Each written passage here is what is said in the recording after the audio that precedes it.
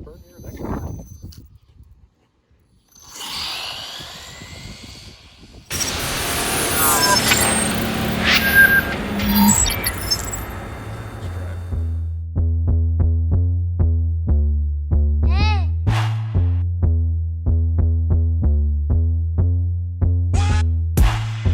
Soundstripe.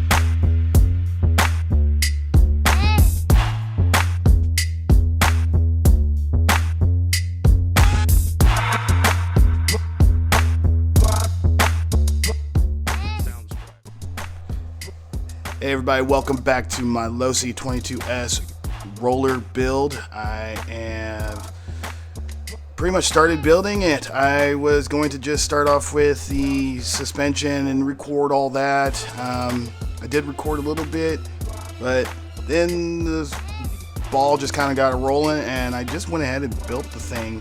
So I'm going to do like a recap of everything I did for this episode, and yeah, I'll just go from there.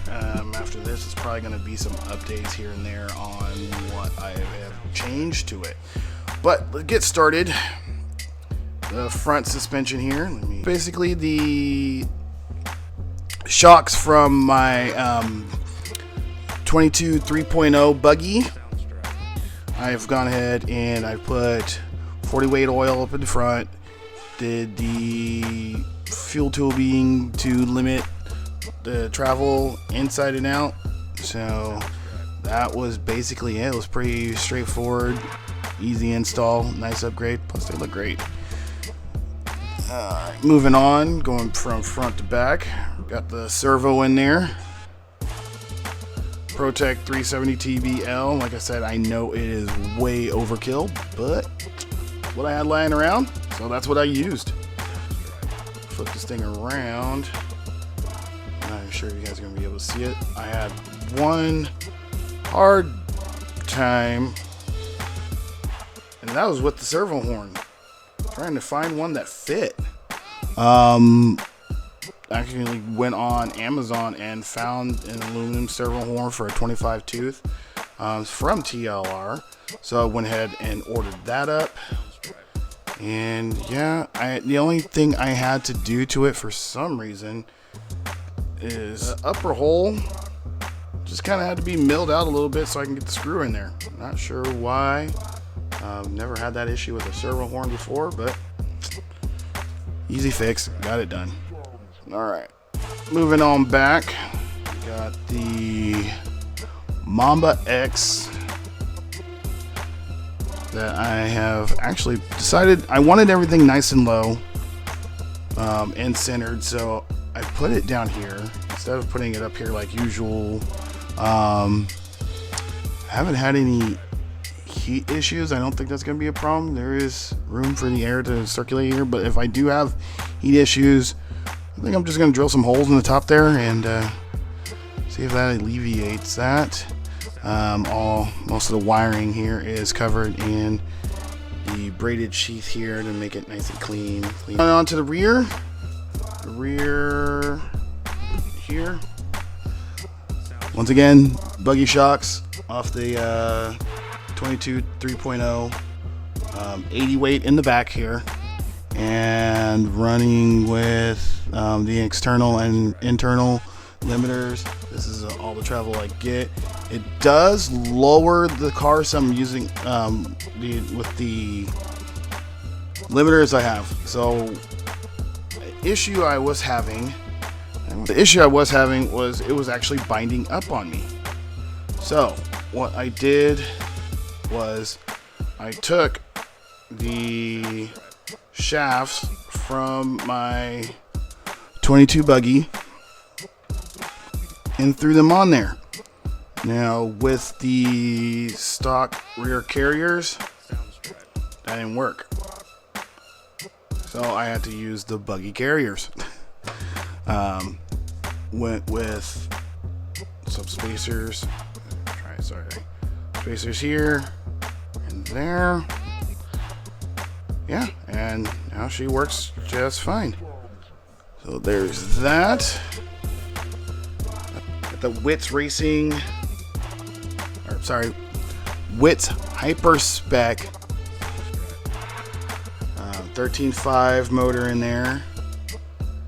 Not sure if I'm going to completely stay with this motor, but that is what I got for now. Also have, I'm not afraid to share gears. Who cares, right? 76.29 for now. It's working. It worked. I'll show you guys a couple test hits. I don't know if I'm getting the speed out of it that I really am looking for. Best I've done so far is a 39 mile per hour. I think it was 3.5. Not blazingly fast, but it's a start. Just keep going from there, do some more ESC programming, working with the throttle curves and stuff. I'm doing something wrong, I feel like, but we'll see. As you can tell, this is also not the... Alright, just clean this thing off. This is not the stock spur configuration here. The spur plates, clutch plates. I am using the ones off my buggy again. They had this nice little race groove built into them. I think that's for a better bite. Not sure. I'm also ditched the pads. Those are gone. Went with some carbon from Team Brood. Seem to be holding up really well. They should last longer than pads do, plus provide excellent grip. So when I start doing adjustments on my slipper, that should work out nicely. So yeah, in a nutshell, that is where I'm at so far. Wheels and tires still pretty much the same. I did switch out to some Proline mag wheel set.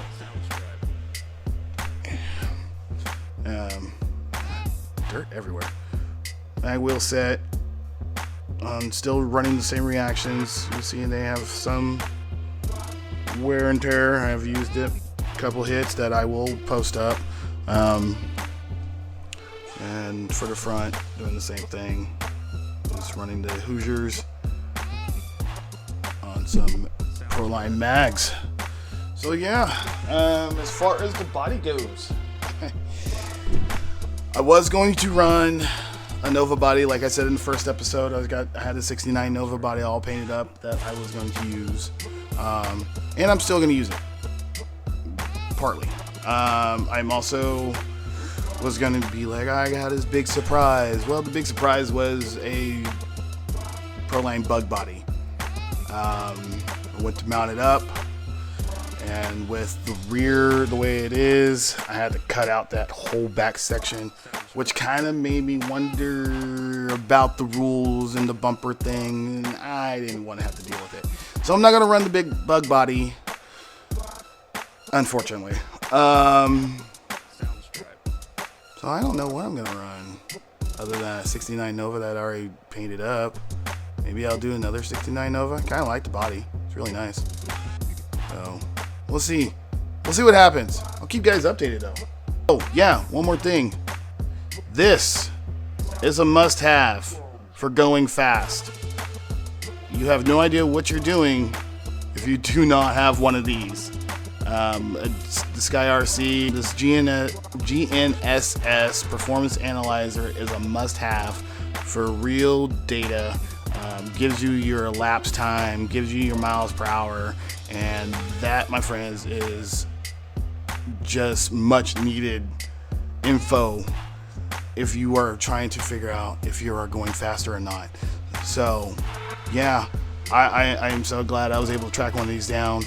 I have mine's mount right about there, and as you can see with that in and the battery lays down, that's my profile right there, guys. I mean, everything just lays right down the middle for the most part, and nice and low.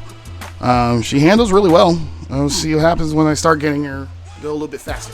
So stay tuned, guys, for more updates, and yeah, catch you in episode 3. We'll see where I'm at that point.